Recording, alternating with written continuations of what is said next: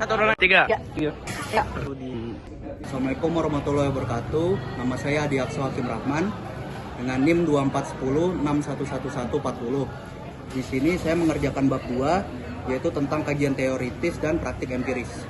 Assalamualaikum warahmatullahi wabarakatuh. Saya Damar Ilham dengan NIM 2410611084. Saya di sini mengerjakan bab 5 tentang jangkauan, arah pengaturan dan ruang lingkup materi muatan undang-undang. Perkenalkan, saya Linda Azistri Agustin dengan NIM 2410611092. Di sini saya mengerjakan bab 4 terkait landasan filosofis, sosiologis dan juga yuridis. Perkenalkan, nama saya Sultan Antari Zairodullah Munif dengan NIM 2410611408. Saya mengerjakan bab 6 bagian penutup dan mengedit video. Dalam bab 6 ini ada kesimpulan dan saran serta ada lampiran. Lampiran pertama yaitu metode penelitian hukum, lampiran kedua metode ROSIPI, lampiran ketiga regulatory impact assessment, lampiran keempat cost and benefit regulatory analysis, lampiran kelima pengharmonisasian, pembulatan dan pemantapan konsepsi materi muatan rancangan undang-undang. Lampiran ke-6 adalah Human Rights Impact Assessment, penilaian dampak adanya legalisasi ganja. Saya Muhammad Syafa Fatur Rahman Nawawi mengerjakan bab 1 di naskah akademik ini, guys. Muhammad Gagani Braska dengan NIM akhir 428. Saya mengerjakan ini.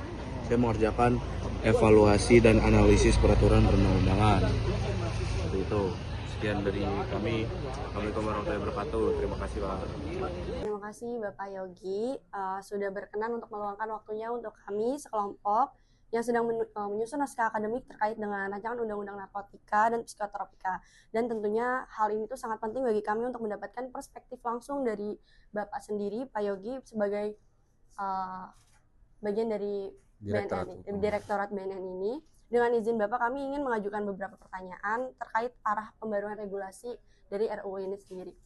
Mungkin karena tadi sudah dimention juga oleh Pak Toton beberapa pembahasan yang mengingat bahwa pecandu narkoba adalah pasien yang seharusnya itu tidak dipenjarakan tapi dimasukkan ke dalam ruang rehabilitas.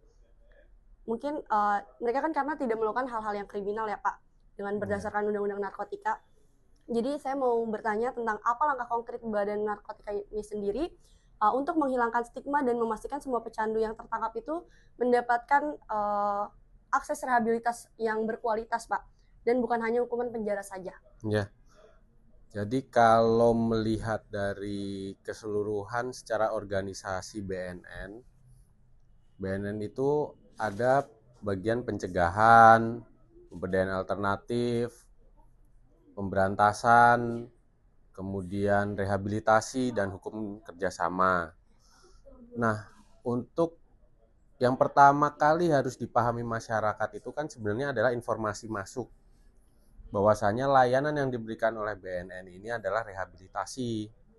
Nah, untuk itulah di pencegahan itu melalui penyuluh narkoba dan segenap jajarannya menginformasikan kepada masyarakat bahwasannya ada loh rehabilitasi begitu bagi pecandu, penyalahguna dan korban pengguna narkotika.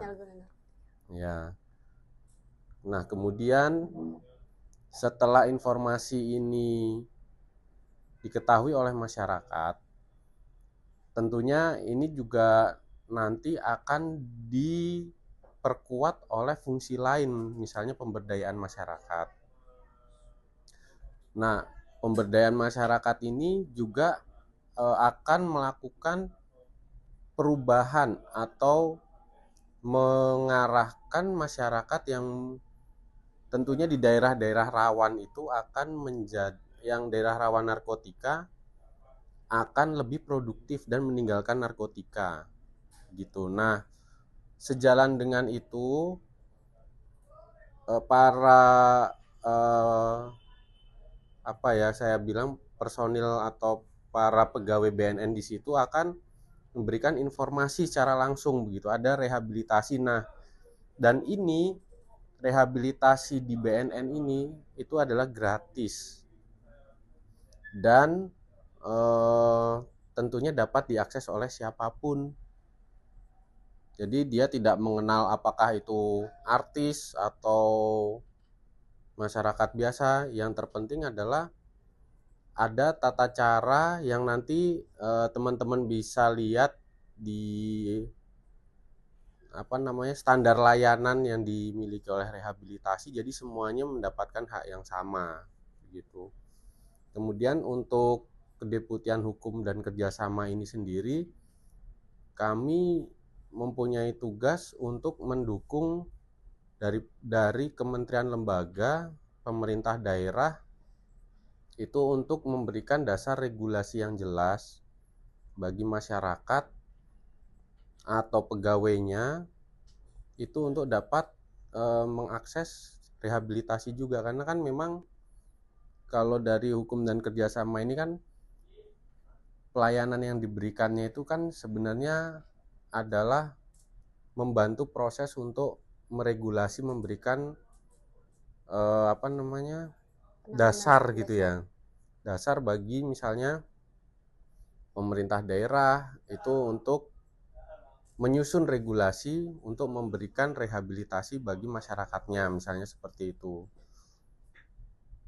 Kemudian dari penjelasan saya, apakah ada yang ingin Mungkin kan dari yang saya dengar juga masih banyak adanya disparitas atau ketidaksetaraan ya Pak, yang dimana antara selebriti dengan orang-orang biasa itu biasanya penanganannya itu lebih berbeda. Mungkin pertanyaan saya lebih ke bagaimana langkah konkret dari pengaturan seperti apa yang dirancang untuk memastikan bahwa proses rehabilitasi ini berjalan lebih adil dan menghilangkan bahwa kesannya hukum ini tajam ke bawah dan tumpul ke atas, Pak. Ya, Mungkin dari perspektif Bapak aja tidak apa-apa. Sebenarnya kalau perspektif ya, kalau dari kami dan saya nih, saya bilang saya sebagai perancang dan kami ini kan tim ya kan. Jadi kami itu sudah menyusun standar layanan sebenarnya. Jadi mau siapapun yang masuk itu ya sama. Nanti teman-teman bisa melanjutkan ke rehab mungkin ya.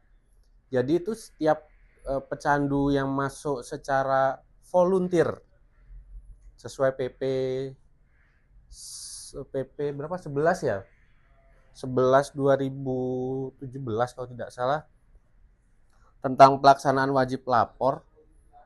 Jadi nanti di sana itu dilakukan asesmen dulu. Jadi mau dia itu orang biasa, mau dia itu selebritis, yang dia secara sukarela mendaftarkan atau melapor kepada institusi penerima wajib lapor, maka dia itu nanti akan di asesmen.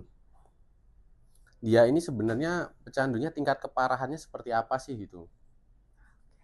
Nah, jadi kita nggak lihat siapa yang di ini, tapi tingkat keparahannya. Kalau dia parah banget, dia ya kalau nggak salah itu 6 bulan lah gitu. Tapi kan itu ada standar-standar yang dipakai di mereka secara teknis ya, kita kan nggak tahu karena kita kan bukan dokter kan. Mereka di proses untuk detoksifikasinya bagaimana gitu kan, kita tidak paham tuh secara teknis. Artinya